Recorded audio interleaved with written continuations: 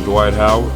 I'm a teenager, and I'm about to go from high school straight into the NBA. The Orlando Magic select Dwight Howard from Southwest Christian Academy. Ball on the penetration and rejected by Howard. Nelson escaping Holiday. The lob for Howard. Oh, man! Si je vous dis Dwight Howard Prime là tout de suite, c'est quoi les premiers mots qui vous viennent en tête ? Pas digne de quelqu'un des plus grands, quoi. C'est pas... comme un remplaçant, mais un peu comme un loser. Prodige qui n'a pas confirmé. C'est pas ça qu'on attendait d'un joueur comme toi, où on te promettait le ciel et t'as seulement entrevu la lune. Le moins que l'on puisse dire, c'est que les avis sont partagés. Pourtant, certains pensent que Prime Dwight est l'un des meilleurs big men de l'ère moderne. Alors on va se pencher ensemble sur le cas complexe d'un des joueurs les plus sous-cotés de toute l'histoire.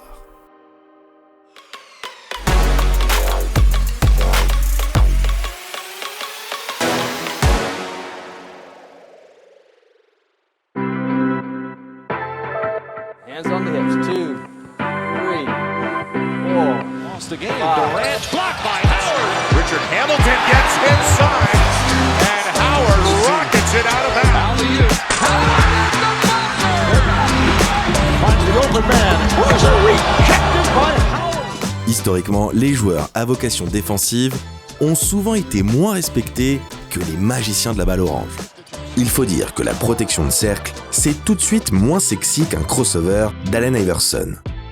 Pourtant, vous connaissez l'adage, si l'attaque fait lever les foules, c'est bien la défense qui fait gagner des titres. Pour remporter une bague, rien de mieux que de disposer d'un rock défensif, d'une tour de contrôle qui patrouille dans sa raquette. Le genre de joueur qui dégage un sentiment de sérénité absolue car personne n'ose s'en approcher.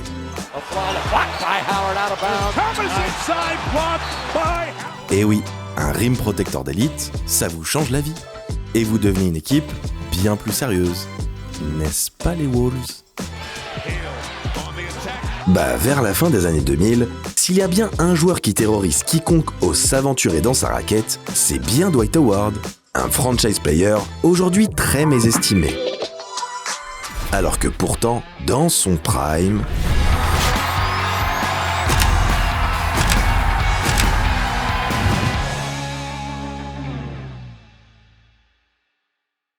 aujourd'hui, les freaks, ce n'est clairement pas ce qui manque en NBA. Giannis, Zion, Wemby, il y en a à peu près pour tous les goûts. Mais à la fin des années 2000, Dwight Howard, c'est vraiment le freak parmi les freaks. Un spécimen rare et unique en son genre.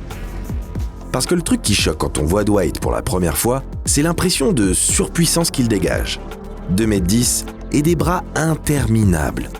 Vissé à un corps massif de 120 kg. Mais attention, 120 kg de pur muscle. Pas la moindre trace de graisse chez Dwight. C'est bien simple, c'est un monstre. Un physique de joueur de foot américain, version tight end. Un beau bébé, non ? Et pour Dwight, pas besoin de manger sa soupe et de développer un physique digne de la grande ligue. Il est arrivé comme ça dès le soir de sa draft, comme un grand. Parce que contrairement à un Giannis qui s'est développé physiquement, une fois arrivé en NBA, Dwight, lui, il a toujours eu un physique de Golgoth.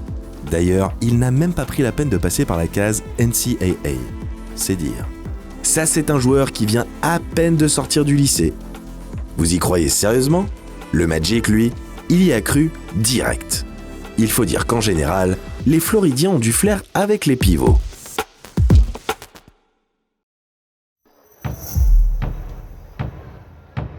L'ère Dwight Howard est officiellement lancée en Floride. Et le moins que l'on puisse dire, c'est que le colosse est comme un poisson dans l'eau en NBA. Nelson escaping Holiday. The lob for Howard. Oh, man! Après des débuts plus que convaincants dans une franchise transformée par son arrivée, Dwight commence à très sérieusement dominer les raquettes avec des sélections All-Star et All-NBA dès sa 3e saison. Mais bon, nous on est là pour parler d'un prime. Rassurez-vous, il arrive très très vite. Car le pic absolu de l'ami Dwight, c'est clairement l'année 2009. Ah oui, On ne vous avait pas prévenu, mais il vaut mieux être ami avec le bonhomme. Car entre-temps, Howard a passé du temps à la salle, comme s'il n'était pas déjà assez imposant. Désormais, c'est littéralement une montagne de muscles. 1002! What's up, y'all? Dans une ère où les pivots ne sont plus aussi dominants, Dwight, lui, est juste trop fort, trop puissant pour le reste de la NBA. Avec ses épaules de déménageur, c'est à se demander s'il est bien humain ou plutôt Superman. Superman is in the building.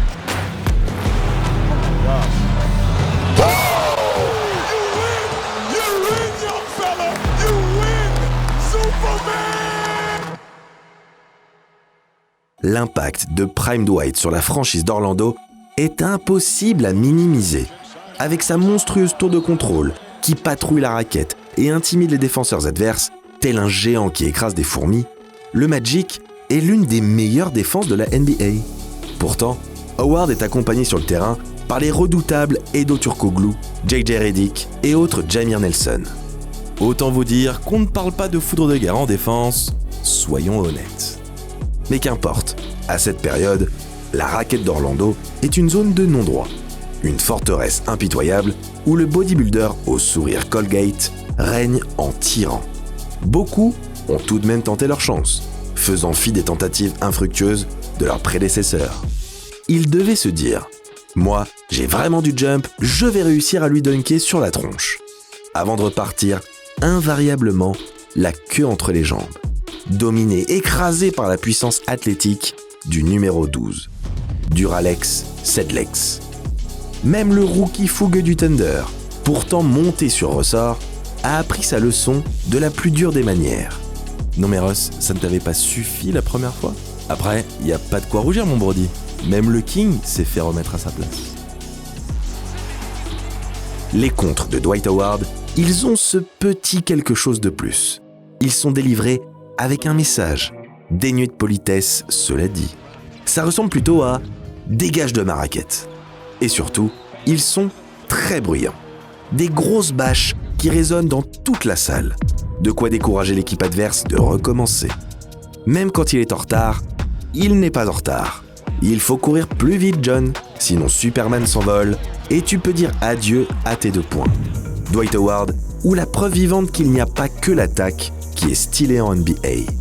En bref, le meilleur défenseur de la NBA à cette époque, c'est lui. Ce n'est pas pour rien qu'il devient le premier joueur de l'histoire à remporter 3 titres de défenseur de l'année consécutivement. Ah bah ça c'est sûr que quand on tourne à 20 points, 14 rebonds et 3 contres par match, la concurrence n'existe même pas. Une ligne de stats ahurissante. C'est ça, Dwight Howard Prime. Et de l'autre côté du terrain, ça donne quoi ? Parce que si Dwight a humilié son lot de joueurs en défense, il est loin d'être en reste en attaque. Il s'en prend même à l'horloge des 24 parfois. Vraiment sans pitié le Dwight.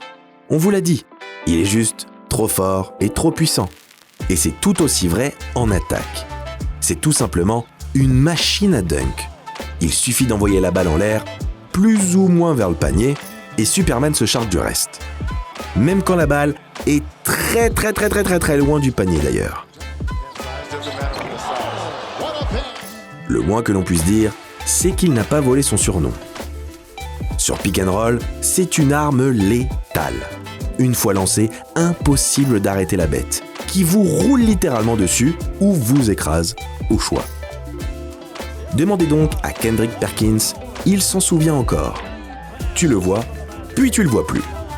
Pour maximiser les qualités de son franchise player, Orlando a un plan de jeu plutôt audacieux, mais diablement efficace. Entourer son pivot ultra physique et ultra dominateur dans la raquette avec 4 shooters, avec Hedo Turkoglu, Rashard Lewis, Courtney Lee ou encore Jameer Nelson, ça canarde depuis le parking.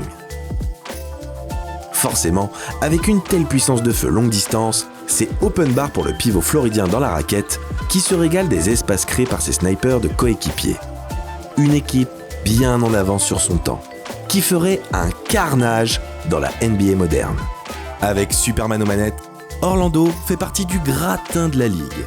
Les Floridiens sont de sérieux contenders au titre, et oui, on peut le dire sans bégayer. C'est évidemment en très grande partie grâce à leur pivot. À l'Est, il y a la super team des Celtics, les Cavaliers de LeBron et le Magic de Dwight.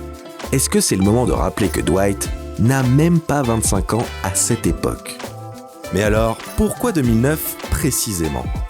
Eh bien parce que Dwight et Orlando s'occupent d'abord des Celtics, puis des Cavs de LeBron James. Et ça, c'est ce qu'on appelle un beau back-to-back. Ce n'est pas juste un joueur de saison régulière. En play-off, il fait un chantier. Oh là là.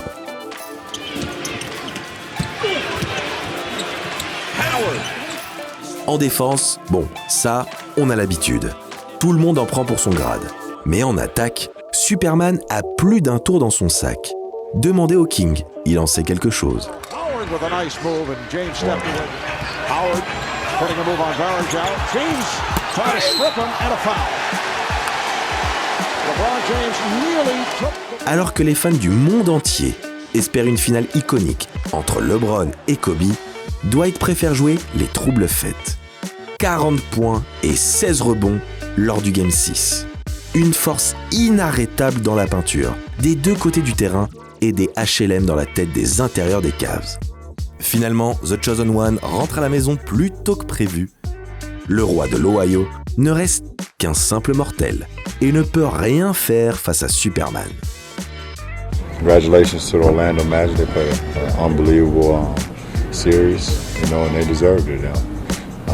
Just didn't have much to say.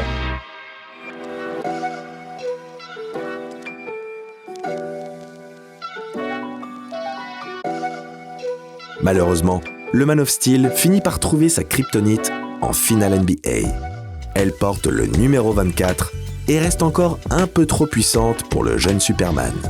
Même un match à 9 contre, ce qui est encore aujourd'hui le record en finale NBA, ne suffit pas pour porter son Magic vers la victoire face aux Lakers d'un Kobe en mission.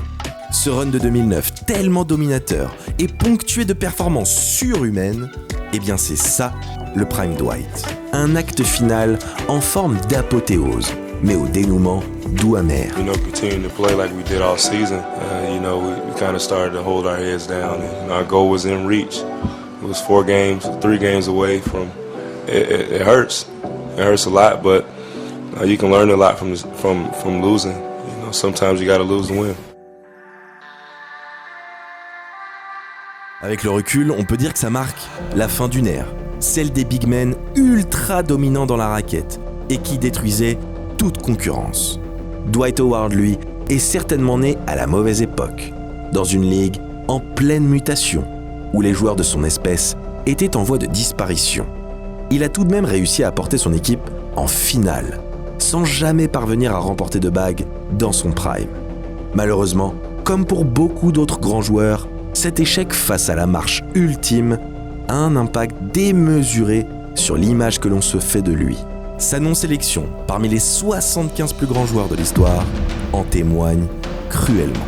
Un choix qui, disons-le, est très difficile à comprendre.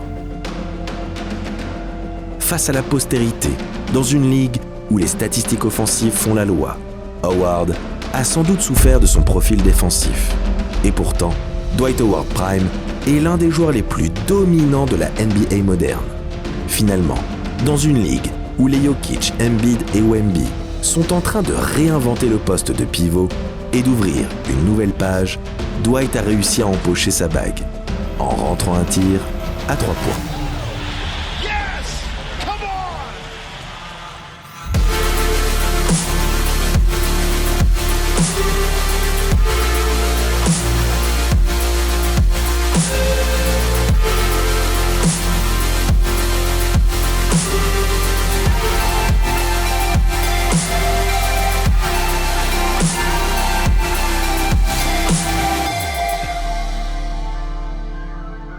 Hey, Shaq, let me tell you something, man. Basketball is round like a rim. Shaquille, listen, let me tell you something. Back when I played... Hey, you never had a championship trophy. Well, it doesn't matter about me. Look at the cover now, okay, hold up. You know, Dwight, when you was with us, you was soft, man. I couldn't play with you. You always wanted to shoot the ball. You didn't want to rebound. You wanted to set screens for me. I just needed you to rebound. Get my shots off the rim. You wanted to have the ball. That's why I called you soft. But you my dog, though.